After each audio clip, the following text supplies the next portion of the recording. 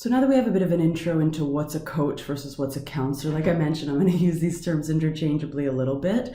But some of the things that you might want to think about if this is a path that you're thinking about, if you are more about working at the intrapersonal level or the individual level as opposed to like the community level. So if this is a path that you want to go down, some things that I want you to think about a little bit are, how are you best suited to influence people? Is it that you want to share knowledge and understandings or skills? Are you all about attitudes and self-concepts? Are you all about helping people interact with each other, or you're good at those interactions with each other? You're really good at kind of the personal side of things. Like, where are you best placed and where are your skills best used? And the answer for everyone is different, but you're probably going to be best at and best compensated for those things that you are better at. Okay. Another question that's really important to ask yourself is, if you are coaching someone in a particular area, do you embody those traits that you are trying to promote? So for instance, we might look at a fitness coach that, doesn't work out that often. Why would we want to go to them? We would ideally want to go to someone that, if they're talking about positive body image, let's say, or they're talking about, how fitness is great for their life and how they love it so much, do they actually show that? Do they actually believe that? Okay, there's a lot of people who talk a big game and say, you guys should do this, but they don't do that themselves, and that can come across as really inauthentic. Right? So the course materials argue that having a positive self-image, positive relationship with others, your own ability to set and attain goals, and your own evidence of your ability in these areas, that's also important. So before trying to coach someone else, make sure you can, let's say, coach yourself, or you be able to do those things that you're trying to promote. Okay? And then, where can you influence people, or what stage can you influence people? So again, if we're focused a little bit more on physical activity, are you more about during the workouts? Are you about before or after? Or maybe you're more like, say, someone that's doing a social media campaign to promote physical activity before or after. And do you have an influence more outside of the fitness environment or more within the fitness environment? Like, again, where are you best placed given your own skills? And something you want to think about if you are, again, a health promoter with respect to physical activity is, what kind of style of counseling are you going to particularly use? And again, as I keep saying, it's really about finding what's best for you and what's going to make best use of your skill sets. And that's also really important, because if you're trying to do something that's kind of outside of your likes or your abilities, you're probably not going to be very good at it. And it's going to show, so it's best to kind of go with where your natural abilities are or where you have the most interest. Okay, so the Canadian Society for Exercise Physiology, they argue that there's 4 main counseling styles: the preacher, the expert, the director, the consultant / counselor. So as we go through these, I'm going to go over their advantages and disadvantages, and I want you to think about like where you are probably best situated. Okay, so the preacher, like this guy right here, it's all about like telling people, like, I'm going to tell you what you should do because I have the moral high ground, and don't ask me any questions. I'm not going to tell you why, but just do it. Okay, it can be a little judgmental as well, and there's not a lot of interaction between the client and the preacher. Okay, so I know what I'm talking about. I have the moral high ground, so listen to me. That's kind of the preacher style. Okay, you could also think of it as the drill sergeant, and if you click on that link in the slide, you'll see what I mean. So think about like a drill sergeant just yelling at people to get them to do things. He or she is not going to tell people why they should do things. They're just going to tell them, do this and listen to me, and that's it. Okay, and there is an advantage to this style because some people like that. Some people just like, tell me what to do and yell at me. That's the only way I'm going to get things done. Okay, that is not going to work for me. That's not an approach that's even slightly going to work for me, but it really does work for some people.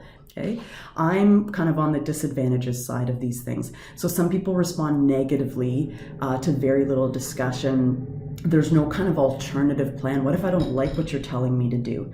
Okay.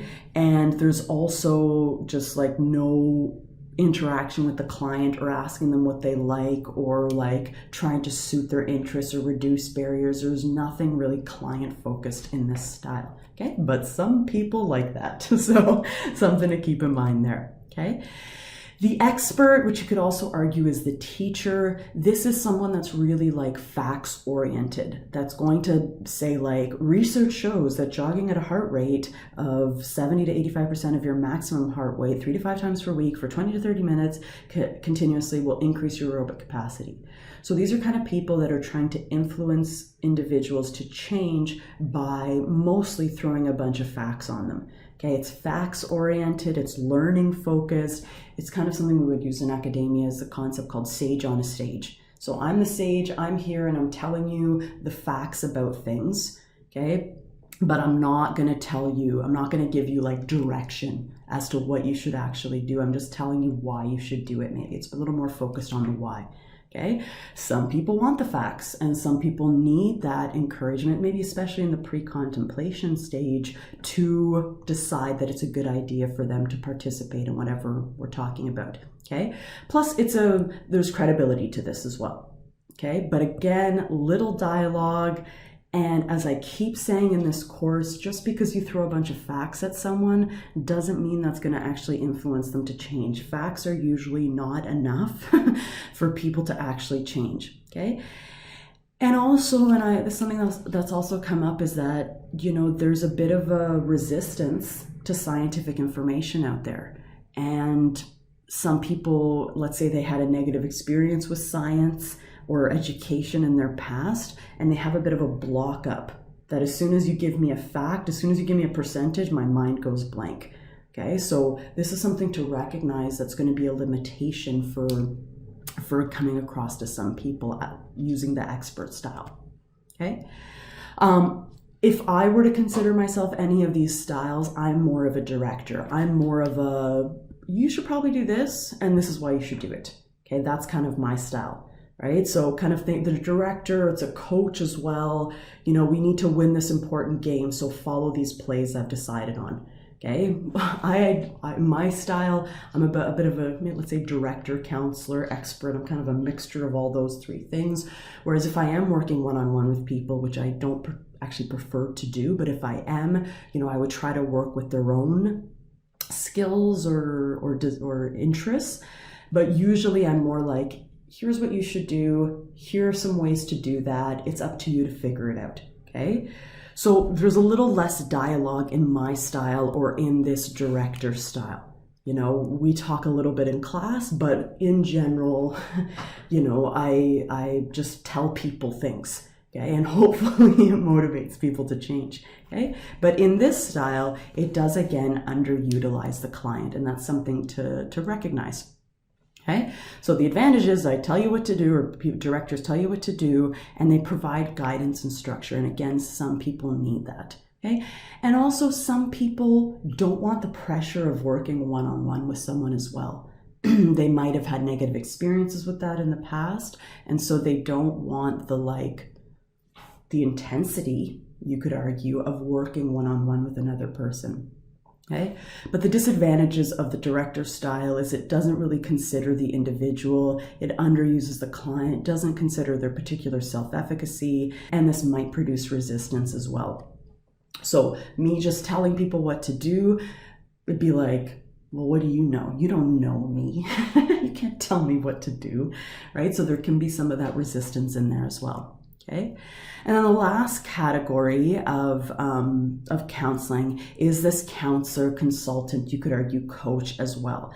And this is a little bit less of me telling you what to do. It's more of us working together. I'm there to kind of guide your own progress, but it's really focused on your own limitations, your own strengths, and your own lifestyle. Okay, it's about building self-efficacy, using the client, and it's really ideally, although there is some judgment that sometimes comes up, and I don't ever want you to use that with your clients, because that's not a great way to motivate people. ideally it is more of a non-judgmental situation.